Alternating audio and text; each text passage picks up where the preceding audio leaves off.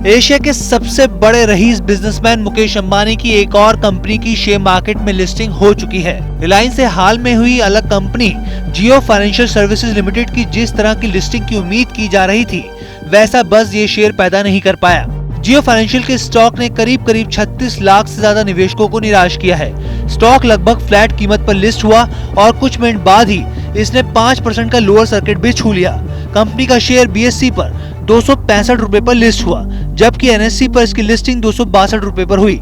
20 जुलाई को इस स्टॉक की प्री लिस्टिंग कीमत 261.85 रुपए निकली थी। लिस्ट होने के कुछ देर बाद ही ये लोअर सर्किट पर चला गया। आपको बता दें कि इसके लिए लोअर सर्किट 5% यानी कि 251.75 पैसे तय किया गया था। ग्रे मार्केट में जियो फाइनेंशियल सर्विसेज लिमिटेड का शेयर 73 रुपए के प्रीमियम के साथ ट्रेड कर रहा था, यानी मार्केट में इसके 335 रुपए के आसपास लिस्ट होने की उम्मीद की जा रही थी। अब ऐसे में सवाल उठता है कि इस शेयर को लेकर क्या रणनीति अपनाई जाए।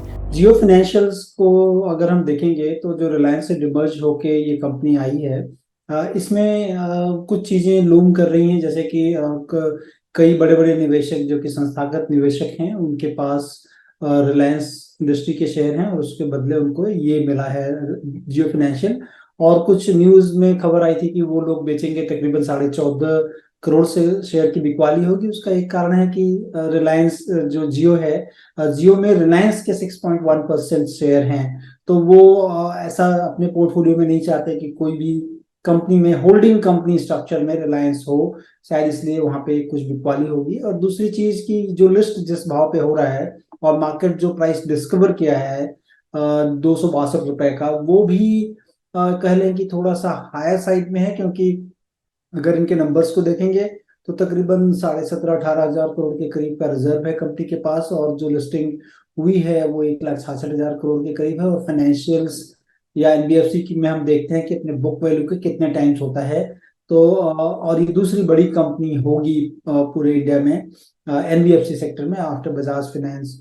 तो और अभी कंपनी के कामकाज उतने हैं नहीं, और जितना भी रिजर्व है उस पर अगर हम देखें कि ये कितना बड़ा लोन बुक बिल्ड करेंगे तो तकरीबन 1 लाख करोड़ ऐसा अनुमान लगाया जा रहा है, क्योंकि इनके बुक वैल्यू के 4 to 5 टाइम्स कंपनियां एवरेज बुक बिल्ड करती हैं अपने लोन ग्रोथ के लिए, जो कि शायद उम्मीद की जा रही है कि 3 साल तक समय लगेगा इनको बिल्ड करने के लिए over the period of time.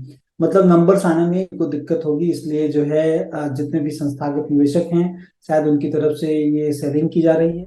इसके साथ ही दूसरा सवाल भी काफी अहम है कि इस गिरावट में क्या रिटेल निवेशकों के लिए मौका है, और जिन निवेशकों के पास पहले से ही ये स्टॉक है उनको क्या करना चाहिए। मुझे लगता है कि जैसे कि अगर आपको मिला है तो आप अभी होल्ड करें। अगर आप खरीदने की सोच रहे हैं तो आपको, मुझे लगता है कि जैसा मैंने बताया 200 रुपए के आसपास एक जरूर डेफिनेटली वैल्यू इमर्ज होती है, क्योंकि इंट्रिंसिक वैल्यू कंपनी की होल्डिंग कंपनी रिलायंस है, जहां से कि 166 रुपए वैल्यू आएगी और 33 रुपए इनके पास लिक्विड कैश है। तो 200 रुपए के आसपास मुझे लगता है कि एक वैल्यू इमर्ज होती है जियो फाइनेंशियल में, जहां पर कि रिटेल निवेशक को धीरे धीरे वहां से लेना चाहिए स्टॉक। जियो फाइनेंशियल सर्विसेज लिमिटेड की बात करें तो इसका मार्केट कैप करीब 1.68 लाख करोड़ रुपए है। इस तरह से देश की 33वीं सबसे बड़ी कंपनी बन गई है। इसका market cap HDFC life insurance, SBI life और इंडसइंड बैंक से ज्यादा है। साथ ही ये बजाज फाइनेंस और बजाज फिनसर्व के बाद देश की तीसरी सबसे बड़ी NBFC बन गई है।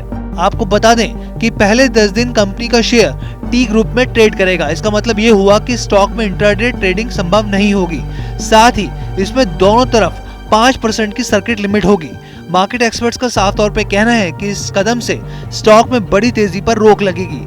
आपको पता होगा कि रिलायंस के शेयर होल्डर्स को हर एक शेयर पर JFSL का एक शेयर मिला था।